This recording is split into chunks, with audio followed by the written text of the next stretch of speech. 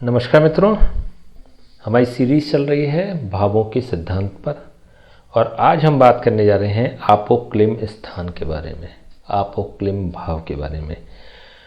आपोक्लिम में 4 भाव कंसीडर किए गए हैं। तीसरा भाव, छठा भाव, नवा भाव और 12वां भाव, तृतीय भाव, षष्ठम भाव, नवम भाव और द्वादश भाव। ये 4 भाव आपोक्लिम स्थान में, आपोक्लिम भाव में कंसीडर किए गए हैं।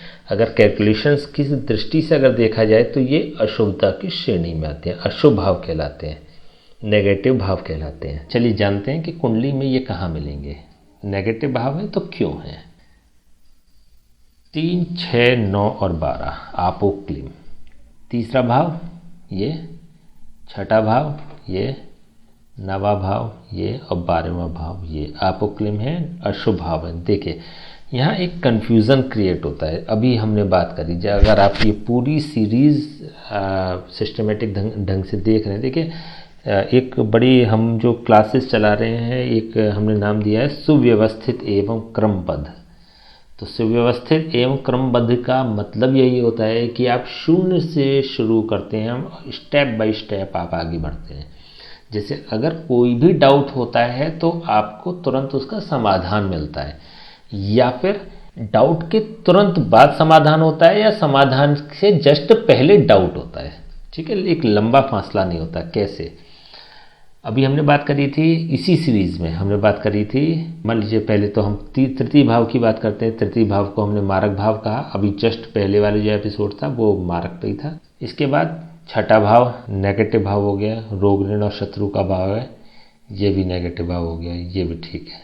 नवा भाव और 12वां भाव, 1 2 3 4, 1 2 3 4, 1 2 3 4। देखिए एक शब्द आता है जब हम सिद्धांत की बात करते हैं। नेक्स्ट एपिसोड जो होगा, अभी जो ये पूरी सीरीज चल रही है इसमें हम इसकी चर्चा करेंगे। कंटक भाव एक आए, अभी हम बात करेंगे कंटक भाव की।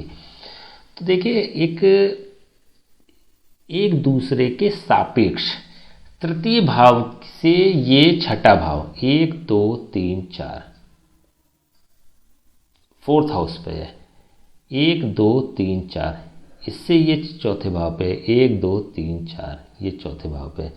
इट मीन्स कि थर्ड हाउस का कंटक भाव 6 हाउस हो गया, 6 हाउस का 1 2 3 4 कंटक भाव 9th हाउस हो गया, 9th हाउस का कंटक भाव 12th हाउस हो गया।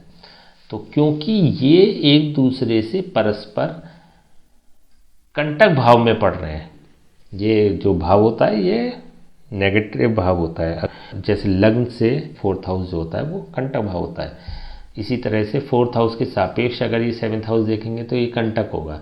तो 3, 6, 9 और 12 ये चारों कंटक भाव होते हैं एक दूसरे के सापेक्ष, इसलिए इसको आपोक्लिम कहा गया है, उसको नेगेटिव संज्ञा दी गई है। ठीक है, तो 9th हाउस किसके प्रति नेगेटिव होगा, किस क्षेत्र, किस मामले में नेगेटिव होगा? 9th हाउस होगा रोग के मामले में।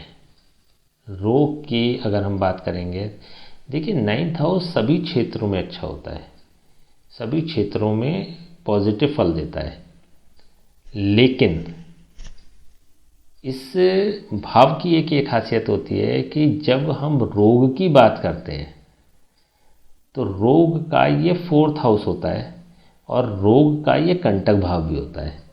तो जब भी रोग का अगर हमें, ये देखिए जब एक ऐसा अनुभव में आया है कि जब भी अच्छे ऑपरेशंस होते हैं ना तो वो 9th हाउस की दशा, अंतरदशा या प्रत्यंतर दशा में होते हैं।